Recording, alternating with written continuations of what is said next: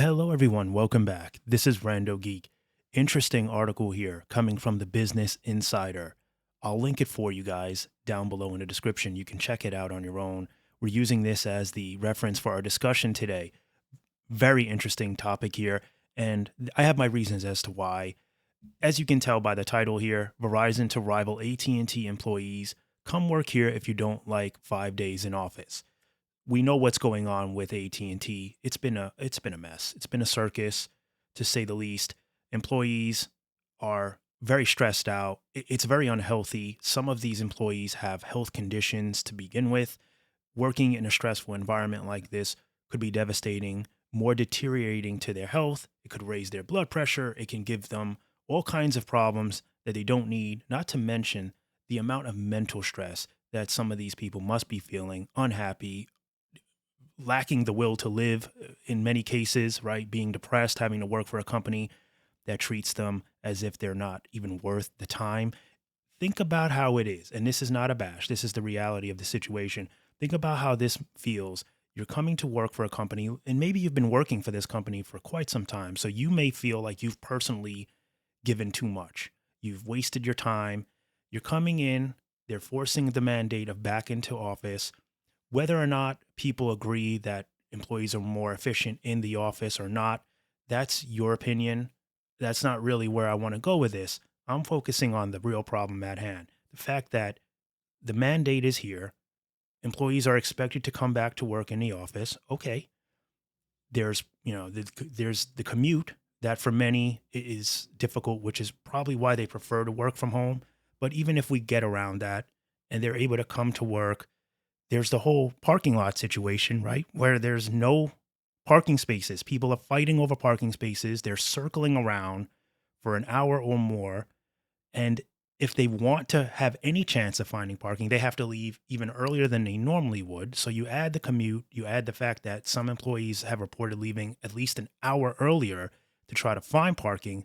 And then if you get there and you still can't find parking, look at how much of your day you've already wasted. You've devoted at least 2 additional hours to a company that doesn't care, right? You're not going to get anything special for this. This is expected of you. You're expected to now be there, rain or shine, and it doesn't matter how you get there, just get there. That's the attitude of a company in general, but especially the current attitude from AT&T specifically.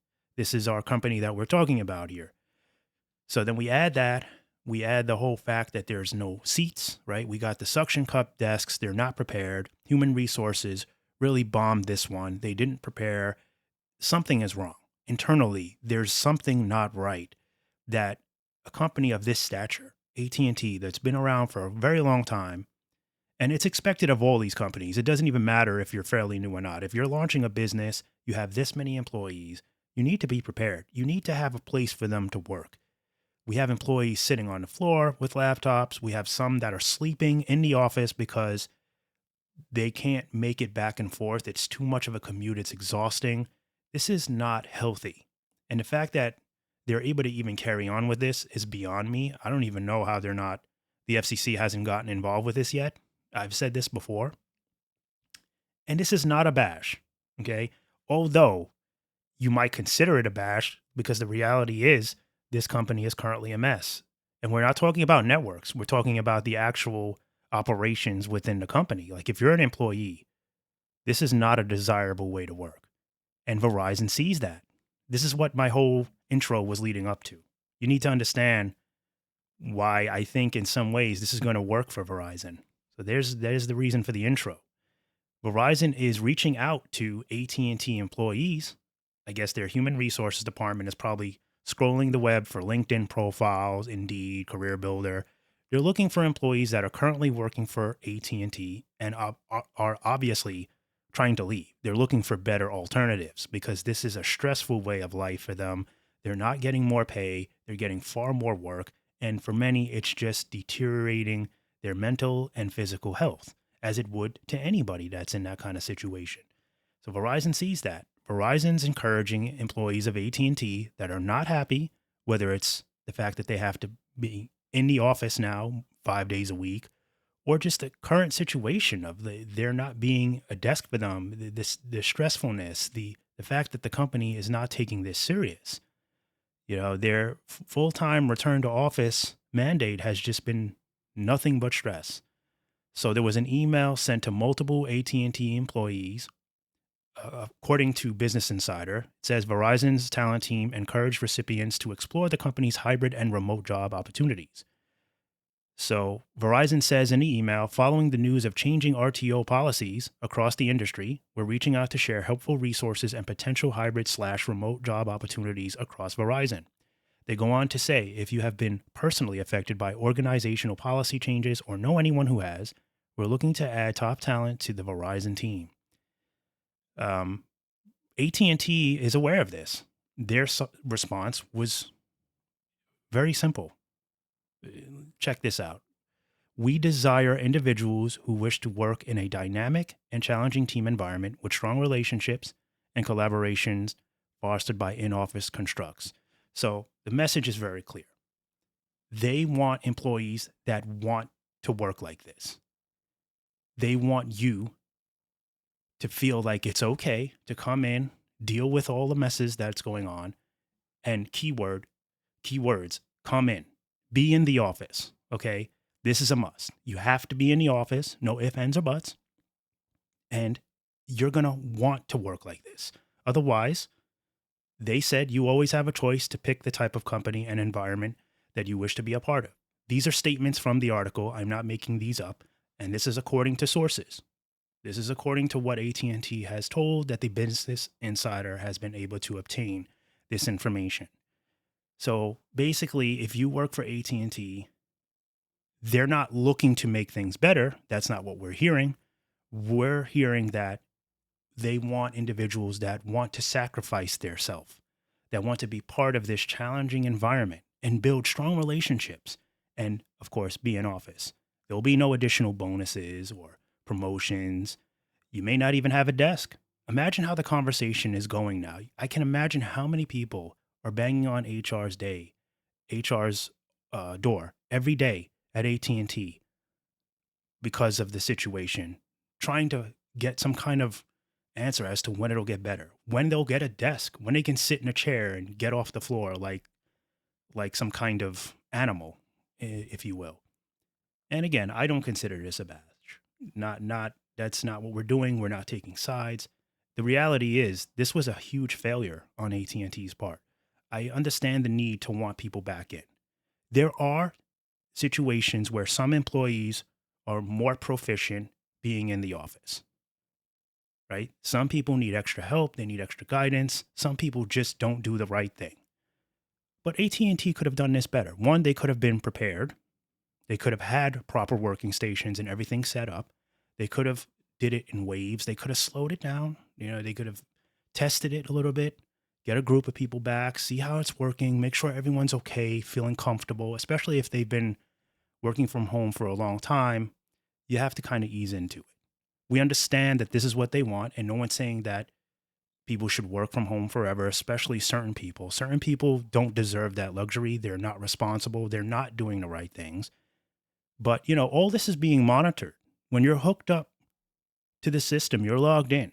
Your Teams is being monitored. Your systems that you're using, whatever it is, to do your work through AT&T is being monitored. So it's not like they don't know what you're doing.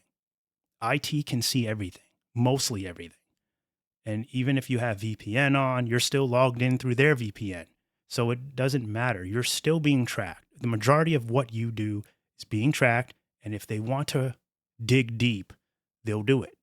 So it's not like they can't tell who's working and who's not. They could have did it a little slower. They could have gotten a list of employees that they feel are less productive from home, got those employees in first. I don't know. Anything would have been better than just forcing everyone back. And then now we have this. Because now ultimately it's going to cost them. Why? Because there's probably very poor work going on now. People are half there, right? They're doing enough just to not get fired, but their production levels, I'm sure, are tanking severely, as would anyone's working in these types of conditions, right? Standing all day. And then imagine a guy that has the desk and you don't, and everyone else doesn't. A few people that have desks that are sitting like human beings. Oh, the hate that they must be getting, right? Imagine how many people just want to like rip them out of their chairs. And this is what I'm saying. This is bad. This is violent type of working environment that is just not good. And Verizon sees this. They have 1,200 jobs across the U.S., 10 of which are remote, listings for several full-time positions that require at least 8 days in the office a month, as determined by a manager. So give or take. But the thing is, 8 days a month, give or take, maybe 10, maybe sometimes even less. Doesn't that sound a lot better than have to be in full time?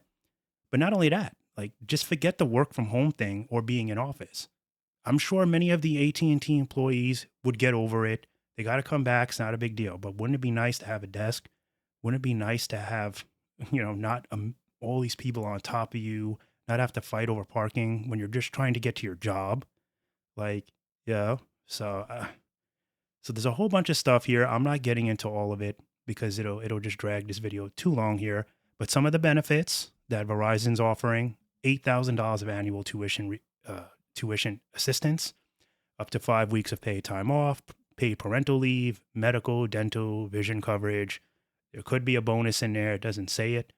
But yeah, I mean, doesn't that just sound a lot more attractive than come to work, circle the parking lot for an hour or two, leave early, stand up all day when you should be sitting? And by the way, you better do good. Don't make mistakes because you're stressed out. That's your problem. You have to deal with it. AT&T wants people that want to sacrifice themselves for the greater good. The greater good of what exactly? A company that already has a lot of money? So unless things change, is what I'm saying with AT&T, unless they make a huge U-turn, I think this is going to work. I think a lot of people are going to go to the competition, and Verizon wants that. One, it makes them look better. It makes them, investors are going to see, they're basically going to see a better reason to put their money on Verizon over AT&T. But also, they're hoping maybe they can get some information, right? Insider information, which if the employee's smart about it, they can kind of lend some of that over to Verizon. It's not completely illegal as long as you're cautious about what you say. You can't word it word for word. It's not, it's frowned upon. That's the word I'll use, right? The good old frowned upon. But that's what, I'm sure that's part of Verizon's plan here. Get the dirt. What is AT&T doing that Verizon's not? What can Verizon do better? Well, if they recruit a bunch of AT&T employees, they'll find out. So that's another reason why Verizon wants this. They're thinking and they're planning. And AT&T needs to do this as well. They need to change. Like, something is really wrong with their human resources department, and just the whole way of their thinking right now is just, I don't get it. It's craziness is really all it is. All right, guys, that's it for this video here. Please be sure to like, comment if you want, subscribe if you're new here, turn on your notification bell so that you don't miss a video whenever I drop a new one. We do Verizon, AT&T, T-Mobile news. I cover Visible, Metro by T-Mobile, Total. I do it all. And we do cord-cutting news as well, so you can expect some of those updates coming in the future as well. Thank you guys so much for stopping by and watching, and I'll catch you in the next one. Bye for now.